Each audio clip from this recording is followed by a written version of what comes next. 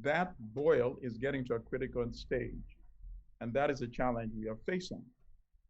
The youthlessness of Uganda, the youthfulness, is only a problem if they are denied access to political and economic leadership. But on the other hand, if we realize that potential, not only in Uganda, by the way, throughout Africa, the youth are being marginalized. And this is not good for Uganda's future, for Africa's future. Some of the leaders we have are people in their 70s, in their 80s, in the case of Paul Biya in Cameroon. And this is the biggest irony of all. The people that led the struggle for independence against the European colonial powers were very young. These were people in their 30s, in some cases in their 20s, late 20s. Wow. And the eldest, the older ones were in their early 40s. Think about that. They stood up against empire and they removed them, and we got paper independence. But now, dictators like Museveni, he claims he's 76.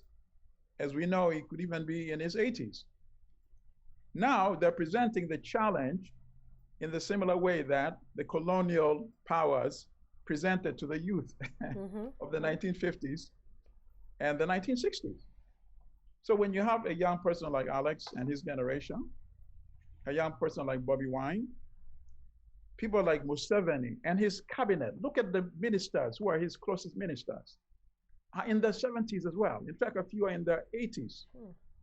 So for the youth, they present the same kind of challenge that people like Nkrumah faced, people like Nyerere faced, people like Sekou Touré faced in the 1950s and the 1960s. So we have to support them. Those of us who are of an older generation who realize that we love Africa, we are committed to Africa's future, we will do everything in our power to make sure that we pave the way, we remove these elders in the 70s and 80s, we will push them until they return to farming. Let them retire and go to their farms so that people like Bobby Wine and his generation can move Uganda to the next stage. Otherwise, Africa will be left behind. In a world where everybody is embracing technology, integration, we cannot afford to have leaders, some of them have never even heard the word Twitter. Think about that. Some don't even know how to get on Facebook. Think about that. How are they going to lead us to middle income status when they're not embracing the technology? In fact, they're shutting down the technology, just like Alex just explained earlier, in terms of the internet. You cannot develop a country when you're clamping down on internet and connectivity, because that is the new economy of the 21st century and the future. Thank you. Milton, there's an international mechanism that allows for outside intervention when a nation fails to protect its citizens from ethnic cleansing, crimes against humanity, war crimes, and genocide. This is called the responsibility to act. Right. This was endorsed by all member states of the United Nations in 2005 and authorizes the United Nations Security Council to authorize use of force. Do you think Uganda has reached the critical condition where R2P must be considered? Absolutely. It has reached that level. But R2P should always be considered as a measure of last resort. Why? Number one, because we do not want violence in our beloved country. Number one. Number two, when you have a forceful intervention, sometimes you cannot control the consequences. You may not know what comes tomorrow. And I think that is why we must commend the NUP, National Unity Platform, and the youth who came out in their millions and voted to defeat General Museveni. They've been very disciplined. They have not gone on a rampage. They have not been destroying property. were attacking people. In fact, they've been very disciplined, even though they've been the victims of atrocities, specifically by the Special Force Command, which is commanded by the dictator's son, General Muhoozi Kainerugaba. You know, the United States put out that sanctions list, the visa restrictions. They did not name the individuals, but we definitely hope that General Muhoozi is on that list. And of course, we hope that General Museveni himself is on that list as well.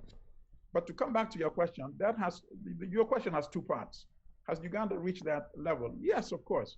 When you have the kind of violence we saw, even before the election itself, the attacks on the opposition leaders and their supporters, the attacks on Bobi Wine, and the massacre of November 18, when Bobi Wine was arrested and people protested throughout the country, and the security forces killed more than 100 people, as we know.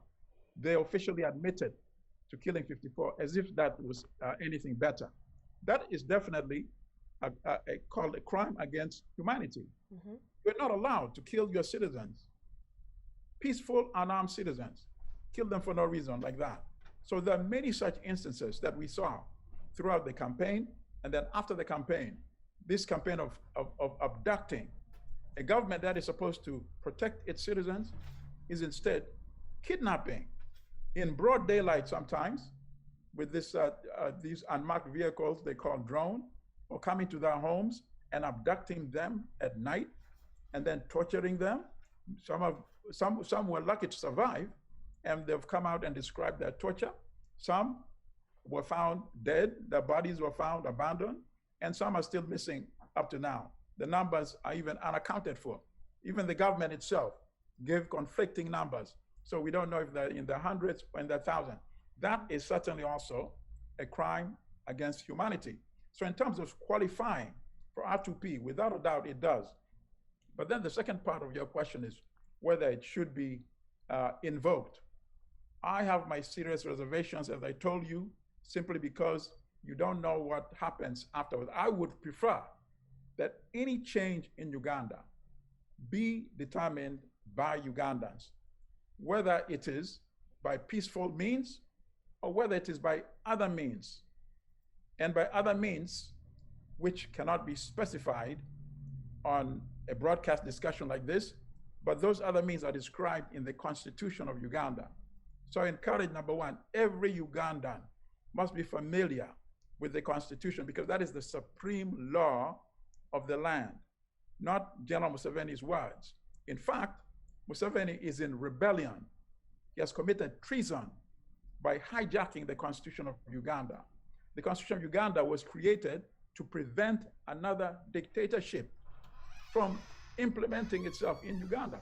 In fact, if you read the Constitution, the very beginning tells you that we Ugandans are forming this Constitution, I'm paraphrasing, in order to preclude any situation where a dictator will once again emerge. And yet what has happened in Uganda? A dictator has emerged. And how did he do it? He eliminated the presidential term limit. And then in 2017, 2018, he removed the age limit, which said once you're 75, you're not allowed to run. So in fact, he has destroyed the Constitution of Uganda. He is in rebellion. So as far as I'm concerned, he is not the legitimate ruler of Uganda. And Ugandans are within their rights to use the measures allowed by the Constitution to remove this rebellious general from leadership.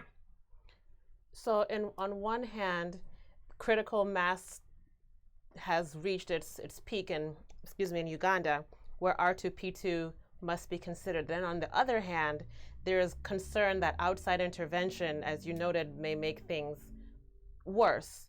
So right. some analysts point to the 2011 NATO intervention in Libya, led by the U.S. Absolutely. And France, to overthrow Gaddafi. Some would argue Absolutely. That things are now 10 times as worse as they were in Libya. Is there a concern? Is there a concern of that for you as well? There is definitely a concern for that. We do not want to see a situation like that in Uganda. As I said, the Constitution allows for peaceful and other measures. to remove a dictatorship. And I think the people of Uganda have shown that they're capable of doing that. Because look at the young people that came out to vote for Noob and for Bobby Wine. And as Alex mentioned, elected 61 members of parliament. And you know the number is not 61. You know it's much higher than that. If the rigging had not occurred in other parts of the country where you could not observe it, it was very difficult to rig in Central because there were a lot more publicity, the media were there, and that is why we ended up with that number. But I assure you, and I'm confident the actual number is actually much, much higher than that. You see? Yeah. So that is my concern. We do not want a kind of a situation in Libya, but there are a number of ways to force this regime out. Here's the thing. The regime is so dependent on foreign support. Without foreign support, it cannot survive. That's right. More than maybe as much as half of the budget cannot be implemented without foreign support. As you know, the United States alone gives about $1 billion in finance and military support. The EU gives almost about another $1 billion. So now, when we're making the argument that this is not the legitimate president of Uganda, it means he has no authority to take any loan from the World Bank, for example, or to get financing from the IMF. And these are the measures that we need to push very hard. And this is not the time for us to be polite, to say we're going to just be nice. No, we can't afford that.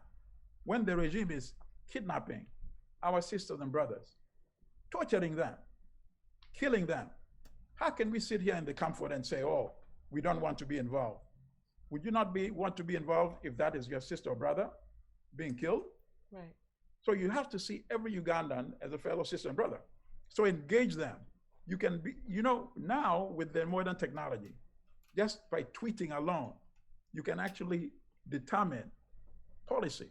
So I'm insisting that Ugandans get online and tweet to the World Bank and say, number one, why are you considering a request by General Museveni for $900 million when $300 million given last year, supposedly to fight COVID pandemic, was diverted for military use, for military purposes, into this secret account?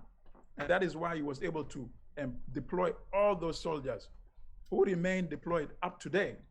So since he's not the legitimate president, and in fact, we can remind the World Bank that the United States already said he's not the legitimate president, because the US put out a statement on April 16th saying the election was neither free nor fair. If election is not free or fair, how can you be the president? You see? So if the US is on the same page with us, we have to remind the World Bank. The US is saying he's not legitimate. Why are you even considering giving him $900 million? The people you need to be talking to is Bobby Wine, and if he decides to put a cabinet together, talk with them. Museveni is no more legitimate than Bobby Wine is. Bobby Wine is the actual winner of the election. He has just not officially been sworn in, but the World Bank should consider this. If you give that loan based on your negotiations with Museveni, once Bobby Wine is sworn in, Ugandans may reconsider the conditions of that loan that you agreed with General Museveni. You should not be negotiating with the wrong person. And sometimes it makes it easier when you tell people exactly what to do. So this is what I'm telling young Ugandans, any Ugandan, to do. The president of the World Bank is David Malpass. Malpass is spelled Malpass. So you should tag him on Twitter and then put @World Bank. That is the Twitter handle for the World Bank, @World Bank, and say no $900 million to a legitimate president, General Museveni. No. But go beyond that. Because sometimes when they're sitting in the office of the World Bank, they're too comfortable. They pretend they don't know what's happening in the world. So I encourage Ugandans, when you tweet, tag photographs of some of those people who have been tortured by Museveni, some of those people that have been killed by Museveni, different ones, send it to the World Bank, force them to see those photos on a daily basis. Let them think about it. Don't let them just sit there comfortable in their nice job, air-conditioned office during the summer, then going out to have nice meals, and then approving that loan to Uganda so that the dictator can continue killing Ugandans. No, no, no, no. Let's make it difficult for them by reminding them. And one way to remind them is by sending them those photographs of our sisters and brothers who have been killed. Thankful, and part of it is because of the resources that are sent to Museveni by the outside world. Thank you so much, Milton. Indeed, it's clear that the illegitimate, materialistic regime of General Museveni must be rejected in Uganda. Finally, Milton, after the illegal swearing in of Museveni, what do you make of Museveni's use of the concept of Pan-Africanism in his swearing-in speech? And what would you like to tell our viewers what the way forward is with for Bobi Wine in Uganda? Well, first of all, in order to be a Pan-African, you have to love Africans, right? You have to love black people, actually, before you can be a Pan-African. Museveni does not love black people. Museveni does not love Africans. If Museveni loved Africans, how could you preside over a regime, a military regime, that has killed at least 1 million Ugandans in the past 35 years? Is that love for Africans? Nope. How could you invade Rwanda in 1990, leading to the genocide of 1994? In fact, the missile that shot down the plane carrying the late Juvenal Habyarimana, the president of Rwanda, the missile came from Uganda through Museveni. This has been well documented, and anybody can do their research if they're not familiar, and you find that to be the case. And then how can you be Pan-African by invading Congo multiple times, leading to the death of millions of Congolese? This is not a Pan-African. And let me use his own words. In an interview in the Atlantic Monthly magazine, September 1994, this is what Museveni told to the interviewer, whose name is Bill Berkeley. Let me quote verbatim. "I have never blamed the whites for colonizing Africa. I have never blamed these whites for taking slaves. If you are stupid, you should be taken a slave." These are the words coming from this man who called himself a Pan-African. Wow. This is nonsense. He's a hypocrite. Foolishness. But why should we be surprised? This is the man who said he would retire after what, 10 years in office. Remember? Now he's been there 35 years ago. This is a man who was a consummate liar. On YouTube, there's an interview he gave. I believe it was NTV or maybe NBS, when the reporter asked him whether he would not run when he's age 75. And he says, by age 75, your mental acuity is diminished. So definitely, I will not run. Yet what did he do? He changed the constitution. He has stolen the election once again. Ugandans, we need to call him out on all his hypocrisy, all his lies. He's not a Pan-African. He cannot lead Uganda anywhere except to disaster and ruin. That is why he must be removed. And the Constitution does allow. Now you ask the question, the way forward. Yes. I think in diaspora, we should continue engaging with the administration. We should continue engaging with these lending institutions and cut off the financing and the weapons. Why are you sending weapons to Uganda? Why? When you know the weapons are not used to protect Ugandans. And I encourage people to sign the petition. Remember the petition I instigated. And I said in that petition, cut off weapons to Museveni. That's one of the demands of that petition. I'm happy that we already have almost 9,000 signatures. We're going to push it to 10,000, even 20, and then we will deliver it to the White House because it's addressed to Biden.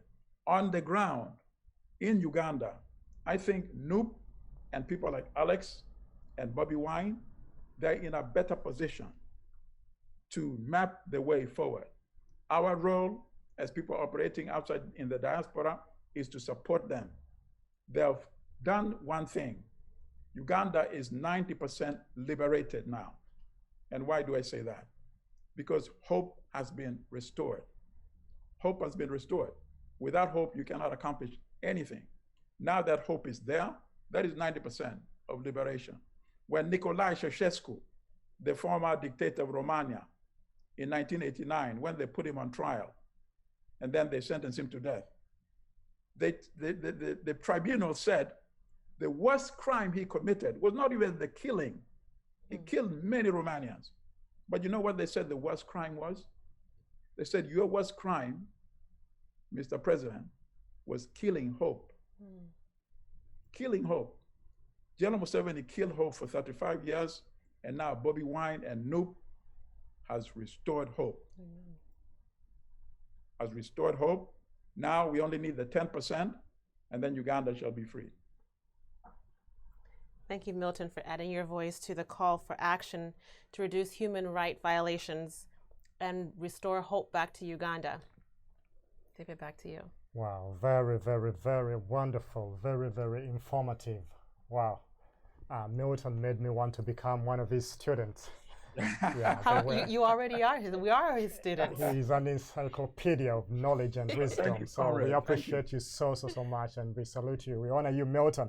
Thank you for coming to the show. And always dear viewers, your voice is yours. It's your voice. We welcome questions. We welcome statements from you to confirm your commitment. We want to hear from you. We want to hear you confirm your commitment to the struggle. How are you going to use your voice? Our viewers, this is your time, and the number you can use to call in, it's also on WhatsApp.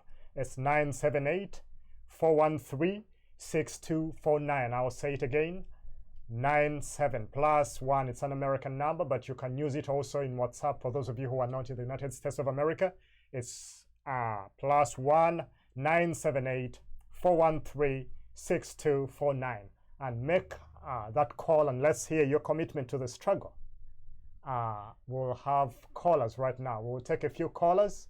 If you have a comment, if you have a question to the panelists, to our guests, now is the time. Milton, will you give us the name of the World Bank? Is it Malpass? Yes, Malpass. MALPASS. And what's his Twitter handle? And it does work, really. Once we tweet, once we engage them, once we embarrass them into not pretending they don't know what's going on. Of course they know what's going on, because the kidnappings, for example, has been covered by the New York Times, the Washington Post, the BBC, the Guardian, Al Jazeera. So how can you pretend you don't know? You see? So when they're talking about this loan request from Museveni for 900 million, doesn't one of them sitting there in the World Bank, the boardroom, don't they say, wait a minute, guys, what about this kidnapping campaign going on in Uganda? What about this killing? None of them raises this question? Well, let's make sure they raise this question by engaging them. Okay. David Malpass, Milton, just hold that thought just a little bit. We have a caller online. Hello. Yeah. Hello, thank you so much for the program. I'm Andrew. I'm calling from the United Kingdom. Nice hearing you. Your thought. Thank you for calling. Yeah, it was good seeing you today on the protest online. That is so good. I just wanted to make a few contributions to the program. First of all, thank you, Milton, for such a reassuring presentation. I think he's rightly put everything in context. What we had lost and what Honorable Chagulanyi has restored is hope. And that is what was missing majorly in many people. I think where our challenge now is this show is so powerful and very encouraging, but it's got less coverage. I think people are not aware, and so they're getting lost and going to the wrong feeders. So my advice is if we could have more online flyers advertising these programs. Today I saw the one of Waifla, that's why I came on the show. But if we can saturate more of these, of the scheduled programs, then we'll have more of our people following here. Then the other thing I wanted to say also is I think our next call to action is to approach our representatives our representatives in the US, our area MPs in the UK.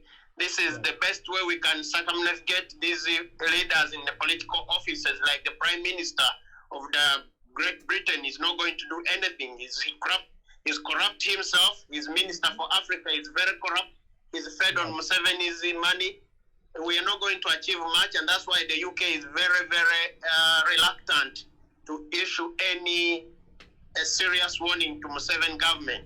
The only way we can get the British people to get on our side is if we disseminate information to the area member of parliament and representatives. But thank you so much. The program is good.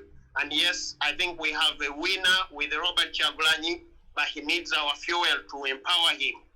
And this is the right way we are going. Thank you so much. Thank you so much. From the United Kingdom, we really appreciate you so much. Thank you for calling in.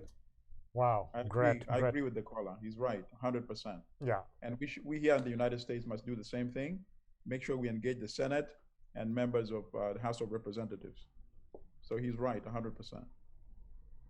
Yeah, thank you so much, Milton. Really, Judith, has been really very profound what Milton has spoken about, that the journey now is 90%, 90% victory, because we've been having Ugandans who really needed hope and feel. Yes. Many Ugandans thought that it's now over, but No. That was very encouraging. Bobby Wine is not willing to give up. How dare we give up? Think about that. Remember, we was kidnapped in 2017 in Arua, and in 2018 rather, in Arua in August. He was tortured. Remember, he was working on cane when he came out, on crutches. Did he give up? No. In fact, he went deeper into the front line. He became much more brave. So Ugandans, we cannot fall back when the person who is on the front line is not falling back. That's right. He needs the maximum support.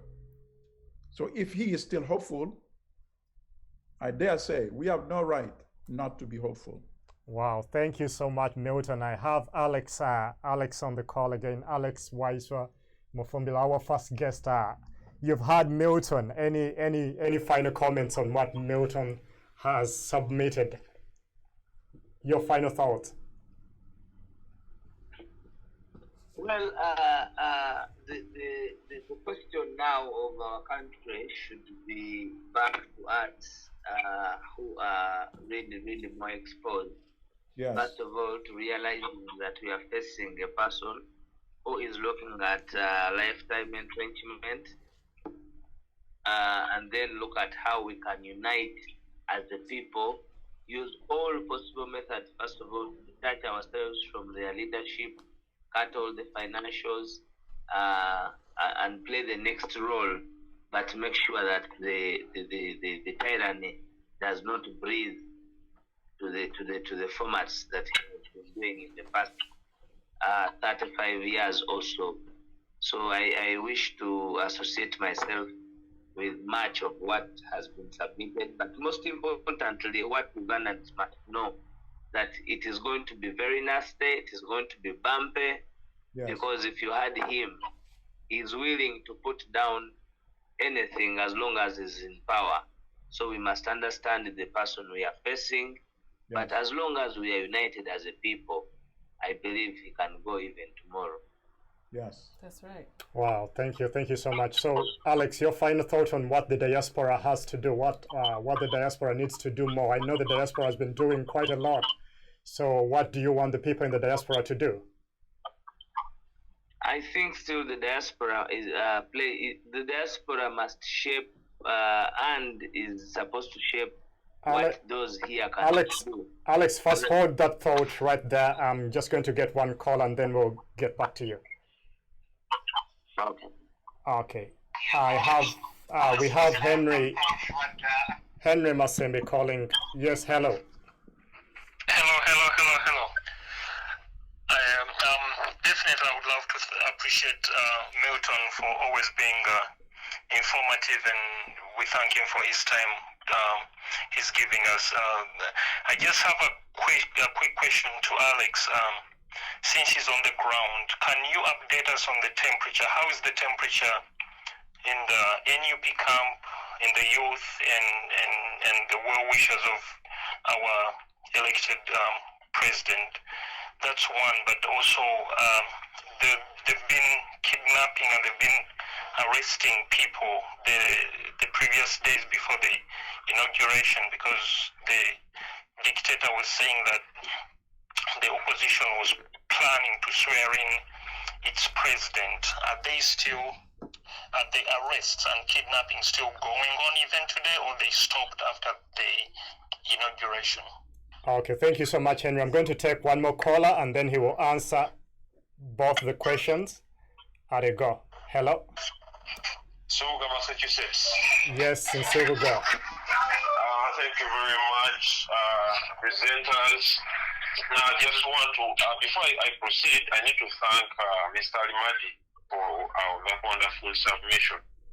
Thank you. And I just want to keep a press on that. We can't give up, and we are not willing to give up. We are going to keep pressing and pressing and pressing, because as much as Mr. Museveni saw himself as president, we already see the results of our efforts. Last week, sometime back, I told you that we are the reason why Mercury is in existence right now. Yes. I need to bring something to your attention. Mr. Museveni had last hired a PR firm in 2005, and that was Hill and Norton. Right. And between 2005 up to 2020, he had never hired any other. Now he goes ahead to hire Joe Slavitt and then Mercury. And that is all because of the pressure, the People Power Movement, the National Unity Platform, and all members that are subscribing to these forces of change have put in place.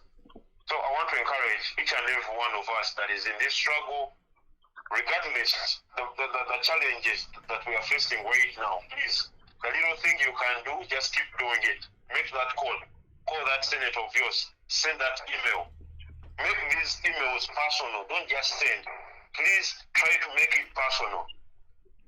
Make it touching. Yeah, but we gotta keep pressing. We can't give up right now. We can't fall back on anything. We just have to keep falling in front. And we know what we're doing. We are removing a dictator. Thank you very much. Thank you so much. Thank you so much. We appreciate you. And Subuga from Massachusetts. Alex, can you wind up as you answer Henry Masembe called and asked about the temperature in Uganda? Well, it is in terms of being very hot. It is very hot in our wing because the dictator is still so much hands-on. You know, a few days ago, a young girl was taken, and a few young boys and colleagues were taken. So the kidnap, the harassment, the blackmail is still ongoing. To be a member of the National Unity Platform, you must be a Puritan, because they search for every skeleton that can be done to charge you. But of course, there is still zeal, and of course, the environment is still looking at how we are going to handle this next phase of removing the dictator. Of course, people there has been zero tolerance to negotiating with the state. All of you know that the state has been looking out for the leaders to have a negotiation, and we have refused that because we are not standing for individual issues. We are standing for issues of all Ugandans, and Ugandans gave us the mandate. I want to tell Ugandans and members of the diaspora that the issue of the election was just a process.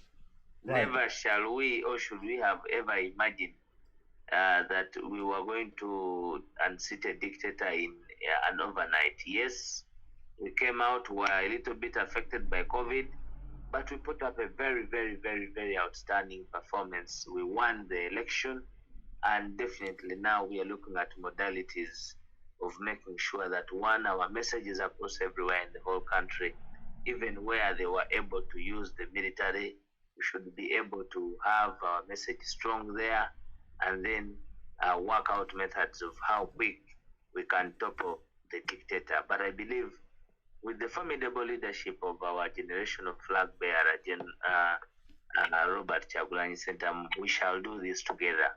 We are around. We are going to use all arms. Some of us, I can, as an individual, commit myself because as a generation, it is no longer a responsibility for us. It is now a noble and it is a duty. I am one of those who feel humbled as a generation that I'll carry out that duty without fear or favor of seeing that our country is free for our children and our children's children. Thank you. Thank you very much. Thank you so much, Alex. That was Alex Waiswa. Everywhere, people power, our power. Honorable Robert Chagulanyi, President-elect, 2021-2026. Thank you so much. We really appreciate you so much. Alex Waiswa Mufumbiro from the National Unity Platform. He's the person in charge of patriotism, education, and sensitization and that department. So we appreciate you. Thank you for coming on the call. Judy. Milton. Yes. Any your closing statements to mute the sourness Ugandans are feeling this past week? Oh no, I think we've made it clear that this is actually a time of more hope. That's right. I think I hope that is the feeling that people who are with us today and have listened to us speak, I hope they take that with them. I cannot wait for a liberated Uganda because I know the youth are going to transform us politically and economically. That's right. Can you imagine once we start opening these commercial agricultural enterprises, agripreneurs, now you have young people using farming and data and technology to grow enough food, not only for Uganda, but for the entire region and for export, instead of having, what is the dictator doing? The dictator is kicking people away from their land and giving it to foreign investors. We can't have that. We will empower our young people so that they become entrepreneurial, they create wealth and prosperity for themselves and their family. But in order to do that, we have to remove the dictatorship first. That's right. That is my hope. Thank you so much, Milton. Wow, thank you so much, Milton. It was really very wonderful. We are always humbled and honored to have you on the show. And as I'm preparing to wind up, Ugandans, Judy, Ugandans are scanning for safety. So the struggle for freedom and democracy continues. It continues. Thank you, dear viewers, for being with us. We urge our viewers to be active democratic supporters. Be that voice that will make the change that Uganda deserves. And I am David. And on behalf of U Voice and AITV, I want to appreciate Henry Masembe and to appreciate our editor, Ethel, and our producers, Sean and Hammond. We want to appreciate you so much. Thank you so much. And thank you, Judy. Thank you, David. I'm Judy Bukenya. Have a good night.